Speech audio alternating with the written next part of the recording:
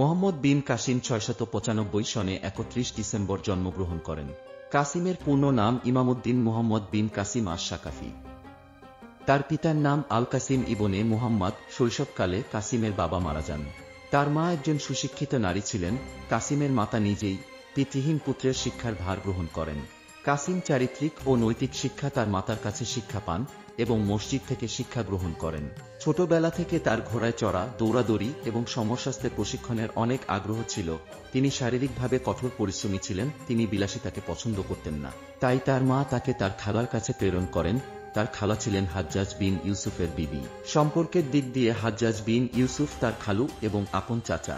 হাজ্জাজ বিন ইউসুফ মুহাম্মদ বিন কাসিমকে অনেক আদর করতেন।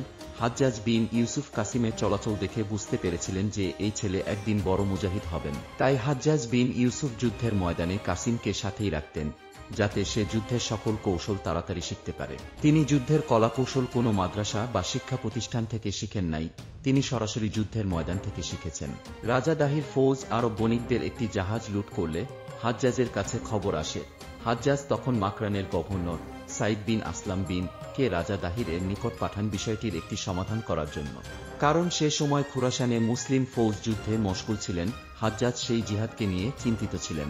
কুতাইবা বিন মুসলিম যখন জিহাদের উদ্দেশ্যে খুরাসান, তুর্কিস্তান, খাওয়ারিজম রওনা হলেন, তখন তার সাথে মোহাম্মদ বিন কাসিমকে নিয়ে যান। সেখানে তার মেধা, সাহসিকতা, বীরত্ব দেখে তাকে তার সহকারী হিসেবে নিযুক্ত করেন। তখন নিরাপদ ও শান্তি এলাকায় যুদ্ধ কোন দিক থেকে শুরু হবে, এই নিয়ে কুতাইবা ও হাজ্জাজের মধ্যে ভিন্নমত দেখা দেয়।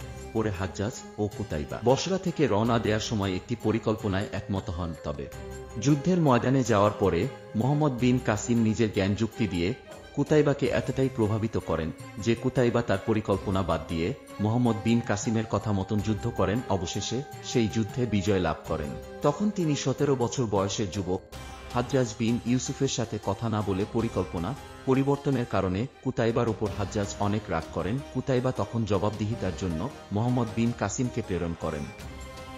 কাসিম সবকিছু বুঝিয়ে বলেন, যার কারণে হাজ্জাজ বিন ইউসুফ তাদের পরিকল্পনা পরিবর্তনের সাথে একমত পোষণ করেন। তখন হাজ্জাজ বিন ইউসুফ মোহাম্মদ বিন কাসিমের মেধা, সাহসিকতা, বীরত্ব বুঝতে পারে। হাজ্জাজ তখন কুতাইবার কাছে মোহাম্মদ বিন কাসিমকে ফেরত যেতে বলেন এবং একটি চিঠি তার সাথে দেন। সেখানে লেখা ছিল মোহাম্মদ বিন কাসিমকে যেন বসরায় পাঠান। ঠিক তখন খবর আসে উবাইদুল্লাহকে রাজা দাহির হত্যা করেছে। উবাইদুল্লাহ হচ্ছেন লুট হওয়া আরব বণিকদের জাহাজ বাঁচাতে রাজা দাহিরের কাছে সমাধানের জন্য যান। তখন হাজ্জাজ বিন ইউসুফ রাজা দাহিরের এই সাহস দেখে মোহাম্মদ বিন কাসিমকে ভারত অভিযানে যাওয়ার জন্য নির্বাচিত করেন। সেখান থেকে মোহাম্মদ বিন কাসিমকে খলিফার কাছে পাঠান, যাতে তিনি সিন্ধুতে অভিযানের যুক্তি বুঝাতে পারেন। যখন তিনি দামেস্ক যান, গিয়ে দেখে তখন সেখানে খেলাধুলার বার্ষিক প্রতিযোগিতা চলছে। মোহাম্মদ বিন কাসিমকে তখন খেলাধুলার প্রতিযোগিতা অংশগ্রহণ করার জন্য বলা হয়। তিনি প্রতিযোগিতা অংশগ্রহণ করেন এবং সুলাইমানকে পরাজিত করেন। খলিফা এইটা দেখার সাথে সাথে মোহাম্মদ বিন কাসিমকে সিন্ধু অভিযানের সকল সিপাহী সেনাপতি হিসেবে নিযুক্ত করেন এবং হাজ্জাজ বিন ইউসুফের চিঠি সজোরে পাঠ করতে বলেন ও প্রকাশ্যে জিহাদের ঘোষণা দেন। দামেস্ক থেকে প্রায় ২০০০ বাহিনী নিয়ে তিনি বসরায় আসেন। বসরায় আসার পরে হাজ্জাজ বিন ইউসুফ তার মেয়ের সাথে মোহাম্মদ বিন কাসিমের বিবাহ দেন। এইবার কাসিম তার বাহিনীকে তৈরি করতে মনোনিবেশ দেন। কাসিম সিন্ধুদের পাড়ের একটি বন্দর তৈরি করেন, যার নাম তখন পাটালা রাখা হয়। ঐতিহাসিকগণ ওই এলাকাকে মিহরান বলে থাকেন। কাসিম সিন্ধু প্রবেশের আগে বৌদ্ধ ধর্মাবলীদেরকে ভারত থেকে বহিষ্কার করতে শুরু করে। ব্রাহ্মণ হিন্দু ধর্মাবলীরা যখন তিনি সিন্ধু প্রদেশে অভিযান চালান, তখন সেখানকার রাজা ছিলেন দাহির, সে ছিল হিন্দু, তার সহযোগী ও সর্দাররা ছিলেন হিন্দু। অনেক বৌদ্ধ লোক ও ছিলেন। মোহাম্মদ বিন কাসিম সিন্ধু অভিযানের অনেক আগে থেকে ভারতবর্ষে মুসলিম জনগোষ্ঠী ছিলেন। মুসলিমরা ভারত বসবাস করতেন। সে সময় রাজা দাহির এর রাজধানীর নাম ছিল আলোর। তখন ভারতীয় ফৌজদের কাছে উন্নত ধরনের তলোয়ার, ধনুক, বর্শা, ঢাল ছাড়াও সাধারণত লৌহ বর্ম ছিল। সিন্ধুতে রথের প্রচলন ছিল অনেক। নদী নালা বেশি থাকার কারণে ফৌজে অনেক হাতি ছিল। এই হাতি দিয়ে যে কোনো দুর্গ ভেঙে ফেলত। ভারতীয় সিপাহসালাররা অনেক বিলাসী ও আরামপ্রিয় ছিলেন। মর্যাদা রক্ষার্থে জীবনকে বাজি লাগাতে যুদ্ধে যেতেন। সেনাপতিদের পদ সাধারণত তেলবাজি ও সম্পর্কের কারণে দেয়া হতে। এই কারণে অধিনায়কের যোগ্যতা ছিল নিচু। সিন্ধুরা হাতির সাহায্যে হামলা করতেন। তারা হাতির শুঁড়ের দুই দিকে তলোয়ার বেঁধে দিত। এই সকল তলোয়ারকে কর্নেল বলা হতো।